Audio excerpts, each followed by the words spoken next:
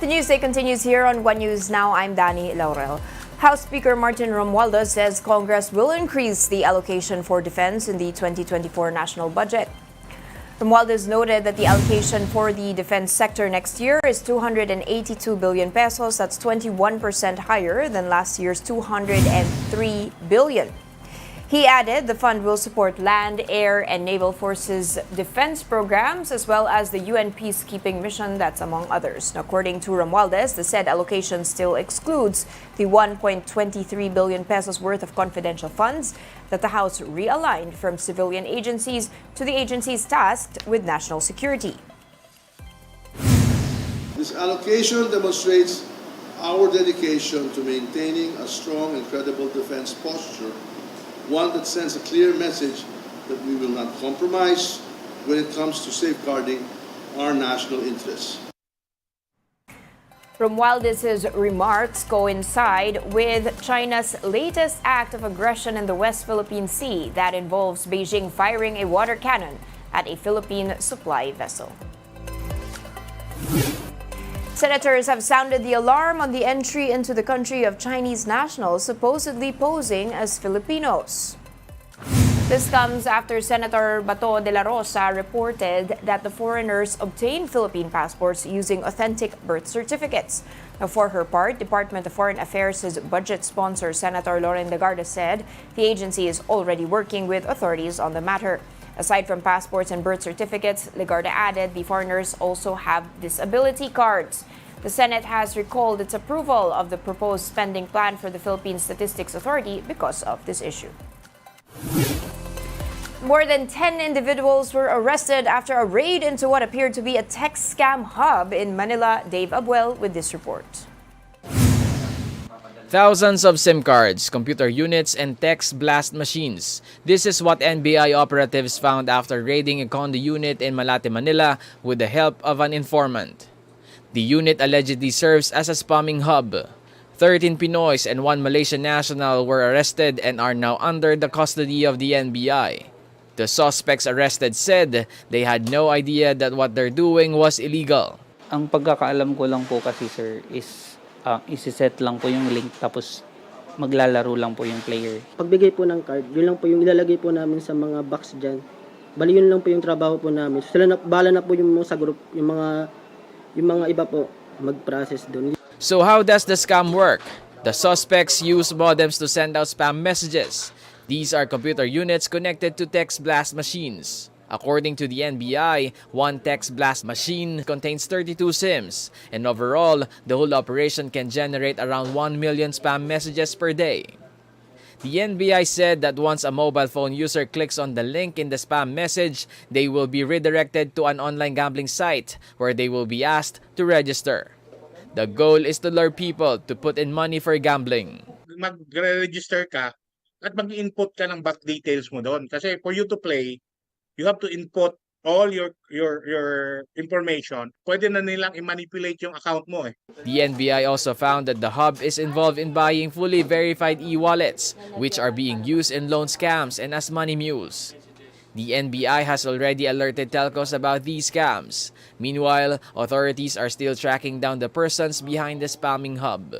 For News 5, Dave Abuel, We Are One News.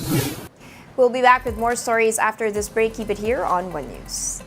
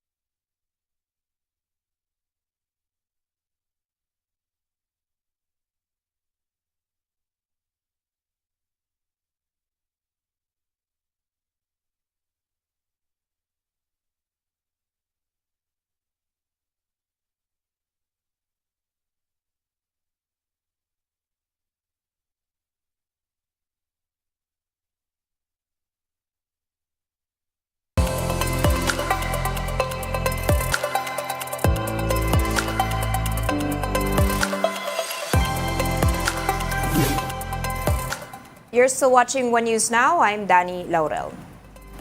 A live adaptation of long-running game franchise The Legend of Zelda is in the works. Japanese gaming giant Nintendo announced that news following the success of its animated Super Mario Bros. Movie. The new Zelda film will be directed by Wes Ball, who was behind the Maze Runner trilogy. Producers of the film include Nintendo designer Shigeru Miyamoto, creator of both Mario and Zelda game franchises, and Avi Arad, who worked on several Spider-Man films. Japanese-owned Hollywood giant Sony Pictures will co-finance and distribute the film in theaters. Let's now take a quick look at other top stories we are watching. The revised Implementing Rules and Regulations, or the IRR, of the Maharlika Investment Fund Act has been released. Among the revisions in the IRR is giving the President the authority to accept or reject the Advisory Board's recommendation regarding the nominees for Maharlika Corp's President and Chief Executive Officer.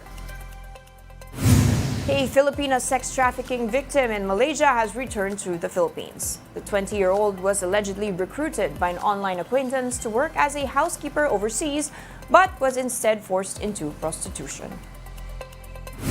And Israel has downgraded its death toll on the October 7 Hamas attack from 1,400 to 1,200. According to Tel Aviv's foreign ministry, the new death count is still not final and may still change as they identify the victims of the attack. And those are the top stories of the hour. Join us later at 4:30 p.m. as we continue to monitor the day's biggest stories. I'm Danny Laurel. We are One News.